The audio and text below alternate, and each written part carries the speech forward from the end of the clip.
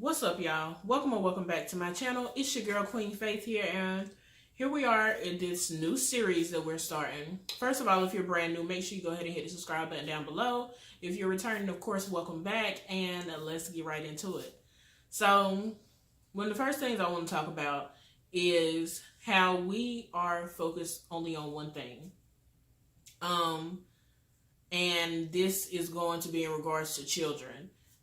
It's very sad. Like, I come from Dillon. We have plenty of talent athletically, and the talent rarely. I'm not going to say never because somebody's going to come and say, we had it one. But we have too much talent for everybody to be so great and then drop. And it's what we have decided to do. We've allowed these young men to only focus on athletics and have not pushed them academically as well. Because how the system works in America, you have to have a certain grade point average to even be able to make it to the next level. And then when you make it to the next level, you have to have a certain level of discipline to at least survive that 1 year to get drafted. And for those of you saying, well, everybody just ain't got it, then why y'all push y'all children so much to be athletes? If everybody just ain't got it and everybody just ain't gonna make it, why you pushing them to play baseball? Why you pushing them to play basketball? Why you pushing them to play football? You want everybody to be the next LeBron James, but you ain't want everybody to be smart. And it ain't necessarily even have to have anything to do with being smart. K through 12 is a lot of memorization. You have to learn, test, and the end. Like, yeah, it carries on and on and on, but y'all, it's not that difficult.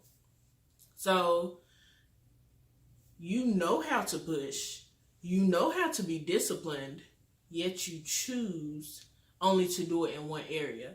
And only doing it in one area does not get you to the millions. Y'all are willing to spend money on trainers, spend money and travel and go and get all this experience for everything else. But how many of y'all spending money on tutors? If your child really is not smart in academics, why aren't y'all pushing them? You don't have to go and be a doctor necessarily. But even to give your child that chance, they have to be able to compete academically. And you shouldn't say, oh, you got a C, it's the first grade, it's fine. Why is your child average at 6? Why? Why are we 5, 6 years old and you're like, oh, it's okay. It is okay, but why are you only pushing your child to that?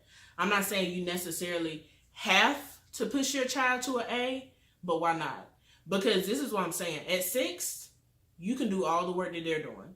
And I understand everybody does not have the time to spend and put into it, but that's why we're gonna have a whole another video about families and how crucial it is in bringing up children.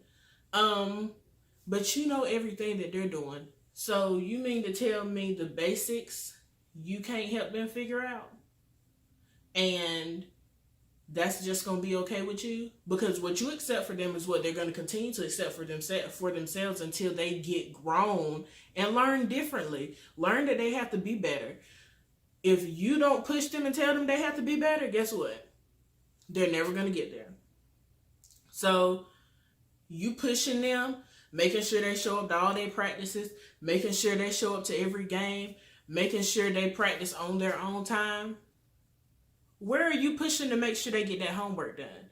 Where are you pushing to make sure instead of in classroom clowning, they're paying attention to the teacher? You have between classes, you have lunch, you have after school to do all the clowning, because this is something that's going to take time. You're going to have to train. Growing up is not just all fun and games. Like, I'm not even going to tell it from my perspective, because an A wasn't even quite good enough for my mama. Like, of course she's happy, she's ecstatic, like, for all the good that we have done, but she was always pushing us to be better. She was like, okay, so was there opportunity for you to get something more right? Like, even you have bonus questions. If you made 100, could you have gotten the bonus? So, and I'm saying everybody has to be that way, but you should push your child academically and spend as much time and spend as much money in their education as you do in their athletic training.